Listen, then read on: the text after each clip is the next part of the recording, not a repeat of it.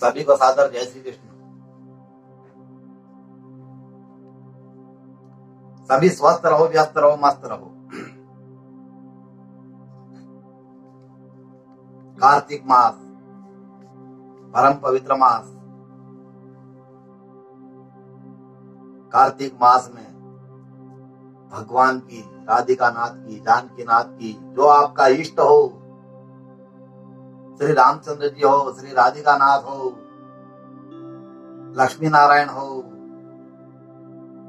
वेंकटेश भगवान हो, नरसिंह भगवान हो, या पुरुषोत्तम भगवान, शालिग्राम जी, लड्डू गोपाल जी, इनका पूजन, इनका भजन और दान स्नान जितना हो सके इस कार्तिक मास में अवश्य करना चाहिए। कार्तिक मास में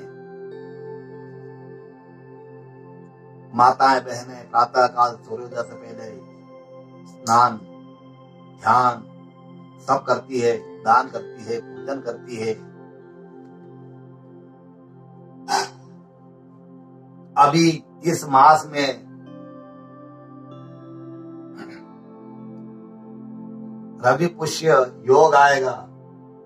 पुष्य का रवि पुष्य योग में आप चाहे तो रजत की यानी चांदी की लक्ष्मी जी की पूजा में, दीपावली की पूजा में, मैं आपको ये बता देता हूं, दीपावली पूजन में, लक्ष्मी पूजन में चांदी के 2 गजराज लेके आए बाजार से, या बनवा ले या मड़वा ले, जैसा आपको जो लगे।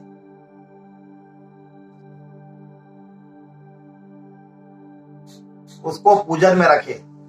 और गजराज जो आएंगे, जो हाथी आएंगे, एलिफेंट हाथी गजराज, वो ऐसे सूंड वाले, ऊपर के सूंड वाले लेके आवे।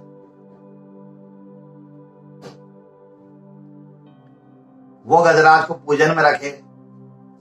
साथ में पीली कोड़ी संख्या में होना चाहिए, विषम संख्या में एकादशी आपके घर की पूजन में पीली कोड़ी हो, गोमती चक्र हो, और इनको कपड़े में बांध दे। कोड़ियां होना चाहिए पीली, गोमती चक्र होना चाहिए। गजराज को लक्ष्मी जी के आसपास, लक्ष्मी नारायण के आसपास उनको खड़ा कर दे, उनका पूजन करे। त्रयोदशी से उनका पूजन शुरू कर दे, धनतेरस के दिन से उनका पूजन करके लक्ष्मी जी बड़ी प्रसन्न होती है गजराज से। भगवान को कमल के पुष्प जरूर अर्पित करे। कार्तिक मास में जिस भी देवता का, जिस भी भगवत का, जिस भी आराध्य का पूजन करते हैं तो उसको कमल का पुष्प, श्री नारायण का ध्यान करके कमल का पुष्प चढ़ाए। इस मास में पितरों का भी पूजन करना चाहिए। पितरों का पूजन तो सभी मासों में होता है, 12 ही महीने होता है पितरों का पूजन, तो पितरों का पूजन अवश्य करना चाहिए। पितरों के पूजन के साथ साथ गंगा जी के पुत्र भीष्म का भी आह्वान करके उनका भी पूजन करे। जिनका गोत्र है व्याघ्रपद, भीष्म पितामह का गोत्र है व्याघ्रपद, उन्होंने विवाह नहीं किया, वे संतान रहित है। और भीष्म के लिए भी जो पितरों का पूजन करते हैं, जल दान देते हैं, वो भीष्म पितामह को भी अवश्य देना चाहिए, क्योंकि ब्रह्मचारी भीष्म को मैं अर्घ दे रहा हूं ऐसा बोल करके उनको भी जल दे। भगवान कृष्ण, जानकीनाथ, एक गृहस्थ आश्रम पे प्रसंग याद आ रहा है, मैं बता देता हूं। सानंदम सदनम सुधिया कांतान दुर्भाषिणी समिंत्रम सुदरम स्वयोषीति रति चाज्ञा परा सेवका। घर में आनंद का वातावरण हो, घर में आनंद का वातावरण हो, पुत्र बुद्धिमान हो, पत्नी प्रिय बोलने वाली हो, और प्रिय सज्जन हो। धनोपार्जन का उपार्जन कर, धर्म से धन का उपार्जन करने वाला हो, अतिथि सत्कार हो, प्रतिदिन ईश्वर का पूजन हो, भोजन पानी में माधुर्य हो, निरंतर सत्पुरुषों का संग हो, और सबसे मेन जरूरी बात अपनी ही पत्नी में प्रेम करे, अपनी ही पत्नी को प्रेम करे इस कलयुग में, तो वो घर गृहस्थाश्रम धन्य है, वह स्वर्ग जैसा है। उस गृहस्थाश्रम को सभी देवी देवता आशीर्वचन देते हैं, वहां निवास करते हैं। पुत्र भी आज्ञाकारी हो, वहां का सेवक भी आज्ञाकारी हो, पत्नी भी आज्ञाकारी हो, और गृहस्थाश्रम का नियम अपनी ही पत्नी में प्रेम विशेष होना चाहिए। शतम विहाय भोक्तव्यम सहस्त्रम सहस्राम नाम चरेत, लक्षम विहाय दातव्यम कोटि यक्त्वा हरि भजे। 100 काम छोड़ करके भोजन कर लेना चाहिए, भोजन अवश्य करना चाहिए। भोजन और भजन ये दो नहीं छोड़ना चाहिए। भोजन और भजन अगर आपने महाराज ये दोनों छोड़ दिए तो आप कहीं के नहीं रहोगे। इसलिए समय पे भोजन और समय पे भजन अवश्य करना चाहिए। 100 कार्य छोड़ करके भोजन कर लेना चाहिए, 1000 कार्य छोड़ करके स्नान कर लेना चाहिए, और 1,00,000 कार्य छोड़ करके दान कर देना चाहिए, और उससे भी बढ़ करके करोड़ों कार्य छोड़ करके श्री हरि का भजन अवश्य करना चाहिए। श्री हरि का भजन करेंगे, कलयुग केवल नाम आधारा, सुमरि सुमर नर उतरई पारा। गाओ गुण गोपाल के, भगवान के भजन करना चाहिए। और गुण गोपाल के जो गाते हैं, एक भजन है, भजन जो गाते हैं हमारी माताएं बहनें जो भजन गाती है, वो थोड़ा सा 2-3 लाइन याद आ रही है, बाकी ज्यादा याद नहीं है मुझे, स्मृति थोड़ी कमजोर हो गई है। जमुना जल घट भरी चली, चंद्रावली नारी, मार्ग में खेलत मिले घन श्याम मुरारी। नैनन सो नैनन मिले मन लियो लुभाई, मोहन मूर्ति मन बसी पग धरियो न जाई। तब की प्रीति प्रकट भई यह पहली ही भेंट, परमानंद ऐसे मिली जैसे गुड़ में चेट। ये ऐसा कुछ भजन था, हमारी नानी और ये सब गाते रहते थे, थोड़ा सा स्मृति में आया है। और हमारे पिताजी का सानिध्य ज्यादा रहा, वो शिव के भजन करते थे। जो जो मंत्र याद आ गए वो दिमाग में आ जाते हैं, बता देता हूं। पर आप लोग गजराज जरूर लेके आए मार्केट से, बाजार से, और अपनी लक्ष्मी पूजन में कहीं पे भी उसको पूजन करते वहां गजराज को दोनों को रखे, जिनकी सूंड ऊपर हो, पीली कोड़ी हो, गोमती चक्र हो, दक्षिणावर्ती शंख भी होना चाहिए। दक्षिणावर्ती शंख हो तो और आनंद आ जाएगा। लक्ष्मी जी का अभिषेक शंख से करे, लक्ष्मी जी के सहोदर है शंख, शंख की प्राप्ति भी समुद्र मंथन से हुई है। इसलिए लक्ष्मी जी का, नारायण भगवान का शंख से भी अभिषेक कर सकते हैं। अब आज कथा 7वां अध्याय, कल हमने कथा सुनी थी कि उसमें सभी का पितरों का पूजन बताया गया,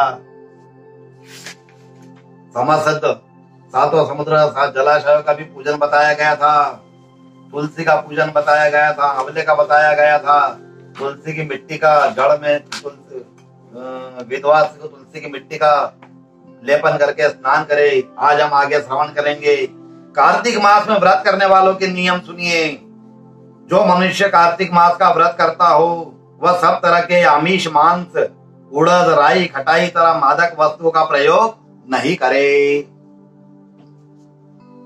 यह व्रत करने वाला दूसरे का अन्न भी ग्रहण ना करे।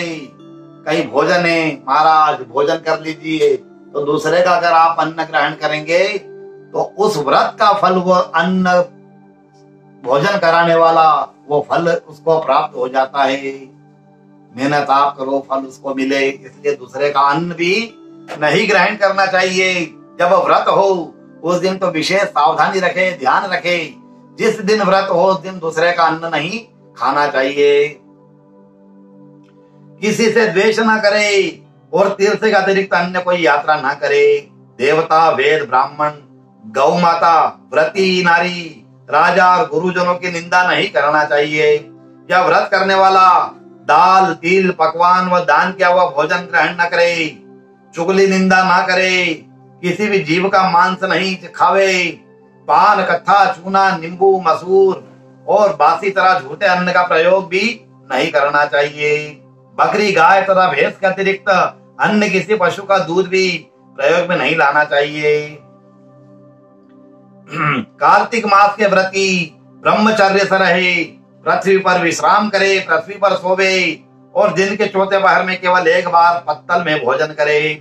व्रती केवल नरक चतुर्दशी के दिन ही तेल मालिश कर सकता है, मसाज कर सकता है, तेल लगा सकता है, अन्य तिथियों में बिल्कुल नहीं। और कार्तिक मास के व्रती मनुष्य सिंघाड़ा, प्याज, मट्ठा, गाजर, मूली इन सब वस्तुओं को बिल्कुल प्रयोग में नहीं लाए। लौकी, मट्ठा, काशीफल, तरबूज इन सब वस्तुओं का कार्तिक मास का व्रती बिल्कुल सेवन ना करे। मासिक धर्म वाली स्त्री से, चांडाल से, पापी से, ब्राह्मण द्रोही से और नास्तिकों से बिल्कुल बातचीत नहीं करे। भगवान विष्णु को प्रसन्न करने के लिए अपनी शक्ति के अनुसार चांद्रायण आदि का व्रत करे और उपयुक्त नियमों का पालन करे।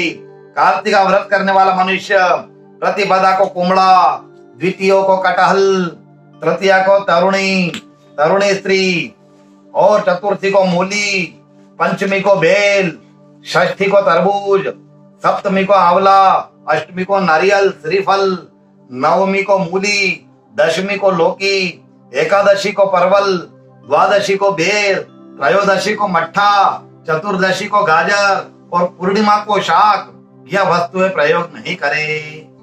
आंवले का प्रयोग रविवार को ना करे। प्रति यदि इन शाकों में कोई शाक सेवन करना चाहे, अगर उसको कुछ शाक सेवन करने की इच्छा हो तो पहले वह मंदिर में चढ़ा दे या ब्राह्मण को दान कर दे, उसके बाद फिर उसका सेवन करे। यही विधान माघ मास में भी है। माघ मास में भी इस प्रकार का व्रत के लिए यही विधान है। देवोत्थान एकादशी में पूर्वोक्त विधि के अनुसार नृत्य करे, जागरण करे, गायन वादन करे। इसको विधिवत करने वाले मनुष्य को देख करके यम के दूत इस प्रकार भाग जाते हैं, जैसे सिंह की गर्जना से हाथी भाग जाते हैं। यह कार्तिक मास का व्रत सब व्रतों से श्रेष्ठ है। इसके अतिरिक्त जितने भी व्रत यज्ञ है वह 1000 की संख्या में किए जाने पर भी इसकी तुलना नहीं कर सकते हैं, क्योंकि यज्ञ करने वाले मनुष्य तो केवल स्वर्ग में ही जाते हैं, किंतु कार्तिक मास में व्रत करने वाला प्राणी सीधा वैकुंठ को जाता है। जिस प्रकार राजा की रक्षा उसके अंगरक्षक करते हैं, उसी तरह कार्तिक मास का व्रत करने वाले की रक्षा भगवान विष्णु की आज्ञा से इंद्र आदि देवता करते हैं। कार्तिक मास का व्रत करने वाला मनुष्य जहाँ कहीं भी रहता है वही उसका पूजन होता है, उसका यश होता है। वह जिस स्थान पे रहता है वहाँ भूत पिशाच आदि की कोई भी नहीं रह पाते हैं। विधि सहित कार्तिक मास का व्रत करने वाले मनुष्यों को पुण्यों का वर्णन भी ब्रह्मा जी नहीं कर सकते हैं। यह व्रत संपूर्ण पापों का नाश करने वाला, पुत्र पौत्र और धन धान्य को बढ़ाने वाला होता है। ओम अच्युतम केशवम श्री राम नारायणम कृष्ण दामोदरम श्री वासुदेवम हरि श्रीधरम माधवम गोपिका वल्लभम जानकी नायकम श्री रामचंद्र भजे। दयानंद भगवान की जय, लक्ष्मी नारायण भगवान की जय, दधिमती मात की जय, राधिका नाथ की जय, जानकीनाथ भगवान की जय, लक्ष्मण जी वाला जी सरकार की जय, अंजनी के लाल की जय, भैरवनाथ महाराज की जय, अपने अपने माता पिता गुरु महाराज की जय, गौ माता की जय, आनंद की जय। नमः पार्वती पति हर हर महादेव। काशीपति श्री विश्वनाथ भगवान की जय। सभी से मेरा निवेदन है, मेरे चैनल को सब्सक्राइब अवश्य करें और हमारे वीडियो को लाइक एवं शेयर अवश्य करें। सभी स्वस्थ रहो, व्यस्त रहो और मस्त रहो। सभी को सादर जय श्री कृष्ण, जय श्री कृष्ण।